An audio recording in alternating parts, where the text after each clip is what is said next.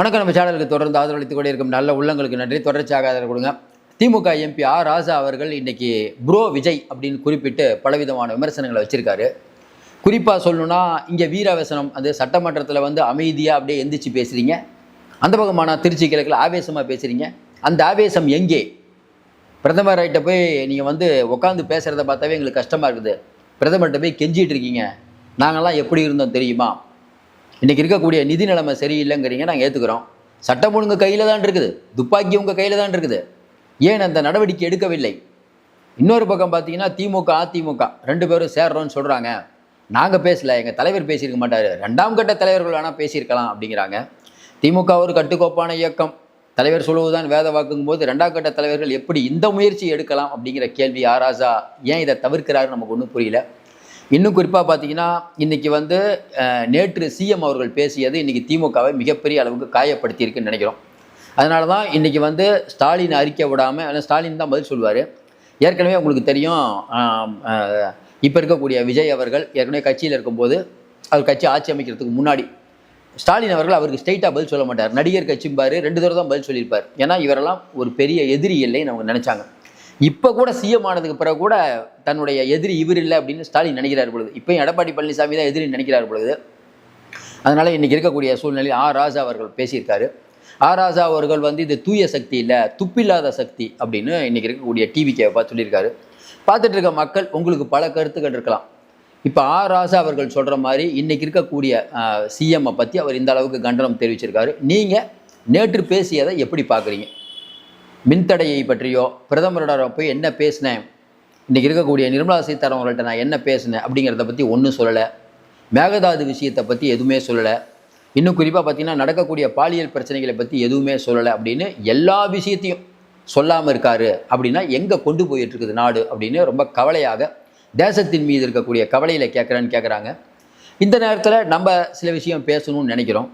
நல்லா யோசனை பாருங்கள். இன்றைக்கி போதைப் பொருள் அப்படிங்கிறது தமிழ்நாட்டில் இந்த அளவுக்கு ஊடுருவி இருக்குது.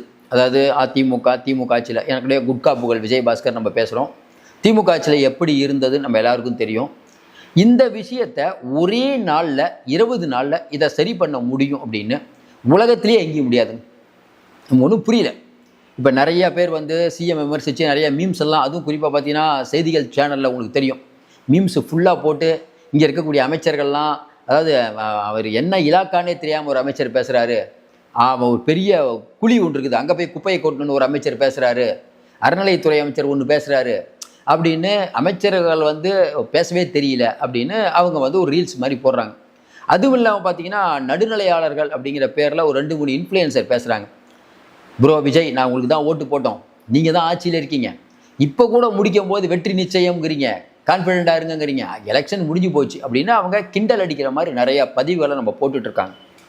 ஒரே ஒரு விஷயம் தான் நம்ம கேட்கக்கூடிய கேள்வி. இன்றைக்கு இருக்கக்கூடிய முதல்வர் இன்றைக்கி அவர் ஒரு 6 மாதம் டைம் கேட்டிருக்கோம். 6 மாதத்துக்கு பிறகு இந்த சம்பவங்கள் நடந்தால் நம்ம இந்த கட்சியை விமர்சிக்கலாம்.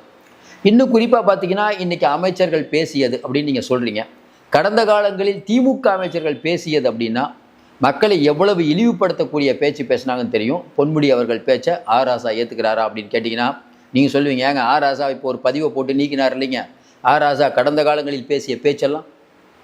ஆர் ராசா ஒரு படிப்பாளி, நல்ல புலமை மிக்கவர், அதில் எனக்கு எந்த மாற்று கருத்தும் இல்லை. ஆனால் ஆர் ராசா அவர்களுடைய கருத்துக்கள் இருக்குல்ல, அந்த கருத்துக்கள் பெரிய அளவுக்கு இன்றைக்கி மக்கள்கிட்ட விவாத பொருளாக இருக்குது. இப்போ அவர் சமீபத்தில் போட்ட பதிவு உட்பட, ஏன்னா அதுக்கு ஸ்டாலின் அவர்களே கண்டித்தார், இந்த மாதிரி பண்ணாதீங்க அப்படின்னாரு. அதேமாதிரி விடுதலை சிறுத்தைகளை அவர் தாக்குன விதம், இப்போ கேட்டால் திரும்ப அவர்களுடைய எங்கள் அண்ணன், அதனால் உணர்ச்சி வசப்பட்டு நான் இது மாதிரி பண்ணிட்டேன் அப்படிங்கிற மாதிரிலாம் சொல்கிறாரு.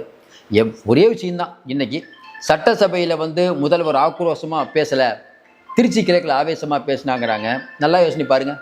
சட்டசபையில் இன்றைக்கி ஏற்கனவே இருக்கக்கூடிய முதல்வர் ஸ்டாலின் பேசுகிற மாதிரி பொதுக்கூட்டத்தில் பேசுகிறாரு. சார், அந்தந்த சூழ்நிலைக்கு ஏற்ற மாதிரி பண்ணணும். சட்டமன்றம் வேறு, அங்கே இருக்கக்கூடிய அவர் மக்கள்கிட்ட கேட்குறாரு, சார் சட்டமன்றமும் அதுவும் ஒன்றா, இது கூட தெரியாமல் சட்டமன்றத்தில் இப்படி அமைதியாக பேசுகிறீங்க, அங்கே போய் ஆக்ரோஷமாக பேசுகிறீங்க அப்படின்னா ஒன்றுமே புரியல. ஆர் ராசா ஏன் இப்படி பேசுகிறார்? இதற்கு முன்பு பழனிசாமி ஆகட்டும், ஜெயலலிதா ஆகட்டும், ஜெயலலிதா அவர்கள் சட்டசபையில் பேசுவாங்க, அதே மாதிரியா போய் மேடையில் பேசுவாங்க. மேடையில் போய் என்ன பேசுவாங்க? ஒரு குடும்பம் தமிழ்நாட்டை பெரிய அளவு இந்த தீய சக்தியை விரட்டாமல் நான் விட மாட்டேன் எவ்வளோ ஆக்ரோஷமாக பேசுவாங்க. சட்டசபையில் நார்மலாக பேசுவாங்க, எப்பயாவது தான் ஆக்ரோஷம், மற்ற நேரத்தில் நார்மலாக தான் பேசுவாங்க. அதனால் இது என்னென்னா மக்களை மடைமாற்றக்கூடிய செயல். எல்லாத்தையும் தாண்டி இன்றைக்கி பெருமளவுக்கு ஊடகங்கள் பார்த்திங்கன்னா, இன்றைக்கி டிவிகே அப்படிங்கிற ஒரு கட்சி வந்து 20 நாளில் தமிழ்நாடு இருண்ட காலமாக போயிடுச்சு, தமிழ்நாட்டு மக்கள் வாழவே தகுதியில்லாத ஒரு மாநிலமாக தமிழ்நாடு போயிடுச்சு அப்படிங்கிற ஒரு தோற்றத்தை ஏற்படுத்த முயற்சி பண்ணுறாங்க. நம்ம இப்பயும் சொல்கிறோம், வேரில் வெந்நியை ஊற்றிட்டு உடனே பண்ண முடியும்னா எப்படி ஒரு ஆள் பண்ண முடியும்?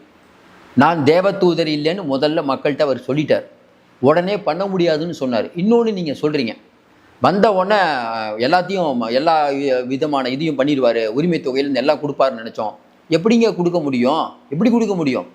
திமுகவே வந்து 3.5 வருஷத்துல தான் சார் கொடுத்தீங்க, உடனேவா கொடுத்தீங்க? அது எவ்வளோ பேர் சொல்லி சொல்லி தானே கொடுத்தீங்க.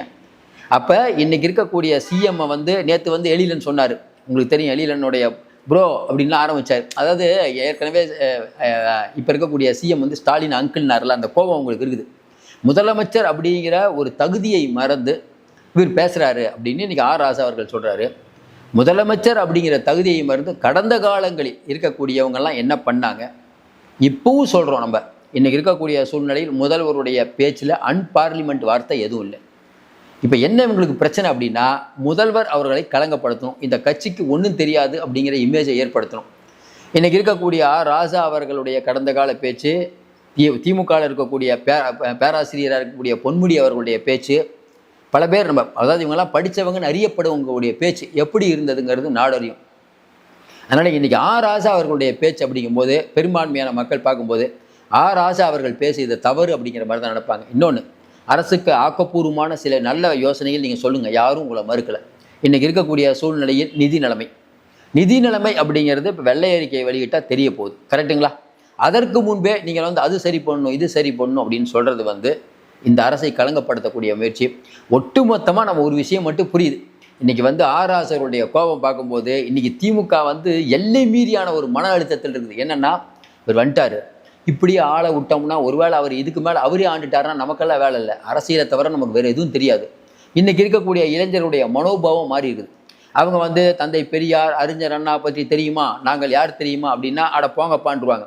அதேமாதிரி இன்றைக்கி இவர் சொல்கிறாரு, ஆர் ராசா அவர்கள் சொல்கிற மும்மொழி கொள்கையில் உங்களுடைய என்ன திருவள்ளூருக்கு காவி உடை அணிஞ்சாங்க, அது கூட நீங்கள் கண்டிக்கல. ஒரே ஒரு விஷயம் தான், திருவள்ளூருக்கு காவி உடை வந்து திமுக ஆட்சியிலையும் பண்ணாங்க, ஞாபகத்துங்களா? ஆளுநர் ஆர் என் ரவி பெரிய தொல்லை கொடுத்தாரு.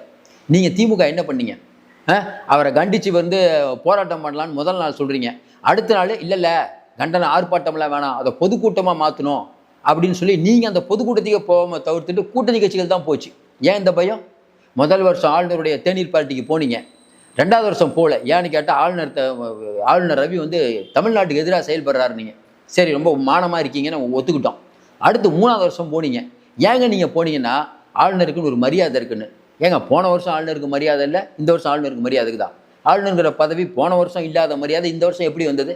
அப்போ மாற்றி மாற்றி பேசி பிஜேபிக்கு மண்டியிட்டது யார்? வெள்ளக்கூடி தூக்கிட்டு போனது யார்? உதயநிதி ஸ்டாலின் அவர்கள் வந்து ஃபாரினில் இருக்கார், நேராக மோடிட்டு அப்பாயின்மெண்ட் கிடைக்கிறார். எப்படி கிடைக்குது? ஏன்னா துணை முதல்வர் ஆகும்போது ஆசீர்வாதம் வாங்கிட்டு வரீங்க, உண்டா இல்லையா? செஸ் ஒலிம்பியாலேருந்து பல நிகழ்ச்சிகளுக்கு அவரை கூப்பிட்டு பிரதமர் அப்படிங்கிறவரை எல்லா நிகழ்ச்சிக்கும் கூப்பிடணும்னு அவசியம் இல்லைங்க. இப்போ தமிழ்நாட்டுக்கு பிரதமர் அடிக்கடி கூப்பிட்டு அவரை மேடை ஏற்றி பக்கத்தில் வச்சுக்கிட்டு பேசியது யார் கடந்த காலங்களில்? மம்தா பானர்ஜி அப்படியே பண்ணாங்க.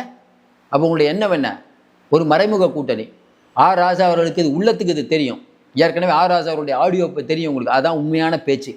ஆர் ராசா உள்ளத்தில் ஒன்று வைத்து வெளியில் ஒன்று பேசி கொண்டிருக்கிறார். அவருக்கும் நன்றாக தெரியும், உள்ளுக்குள்ளே தெரியும் அவருக்கு, தெரியாமலாம் இல்லை அவருக்கு. ஏன்னா நல்லா படிப்பாளி, அவர்லாம் விவரமான அவர் தான். அப்போ ப்ரோ ஸ்டாலின் அப்படின்னு கூப்பிட்டா முன்னாள் முதல்வரான ஸ்டாலின் ரொம்ப சந்தோஷப்படுவார், உதயநிதி சந்தோஷப்படுவார். என்ன தெரியுமாங்க கோவம்? நேற்று பேசிய பேச்சில் ஒரு இடத்துல கூட உதயநிதி பேரை கூப்பிடல. சொல்கிறாரா? எப்படி வந்து முன்னாள் சிஎம் வந்து விஜய் அவருடைய பெயரை உபயோகமே பண்ணாமல் நடிகர் கட்சிங்கிறதோடு நிறுத்தினாரோ, அதே மாதிரி நேராக ஸ்டாலின் தான் இவர் எனக்கு ஆளே இல்லைங்கிறார். அப்போ அந்த கோபம் இருக்குல்ல, அந்த உள்ளத்தில் இருக்கக்கூடிய கிடங்கு தான் இன்றைக்கி வெளியில் வந்திருக்கிறதுனே சொல்லலாம்.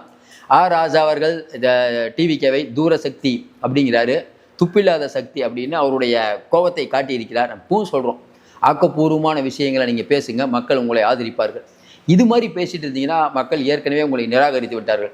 நம்ம இப்போயும் சொல்கிறோம், இந்த ஆட்சியில் வந்து 6 மாதத்துக்கு பிறகு நிதி நிலையில் பிரச்சனை வருது, இல்லை வந்து சட்டம் ஒழுங்கு சீர்கேட்டிருக்கு, இல்லை பெரிய வந்து அநீதி நடக்குது, பட்டியலின மக்களுக்கான அநீதி நடக்குதுன்னா அப்போ நம்ம குரல் கொடுப்போம். வடகாடு சம்பவத்தில் வந்து பட்டியலின மக்கள் பாதிக்கப்பட்டிருக்காங்க, அப்போ இங்கே குரல் கொடுக்கல. வேங்கை வயலில் பாதிக்கப்பட்டாங்க, அப்போல்லாம் ராசா குரல் கொடுக்கல. பட்டியலின மக்களுக்கான கொடுமைகள் தொடர்ந்து நடந்து கொண்டிருக்கிறது போனாச்சில், அப்போல்லாம் நீங்கள் குரல் கொடுக்கல. இன்றைக்கி திடீரென்று 20 நாளில் டக்குன்னு எல்லாத்தையும் சரி பண்ணணும் அப்படின்னு சொல்கிறது மிகப்பெரிய அநியாயம். பார்த்துட்டு இருக்க மக்கள் உங்கள் கருத்தை சொல்லுங்கள். தொடர்ந்து நிறையா நம்ம அண்மை தகவலை தந்துட்டுருக்கோம். தொடர்ந்து ஆதரவு கொடுங்கள். உங்கள் மாற்று கருத்து இருந்தால் உங்களை சொல்லுங்கள். மீண்டும் சந்திப்போம். நன்றி, வணக்கம்.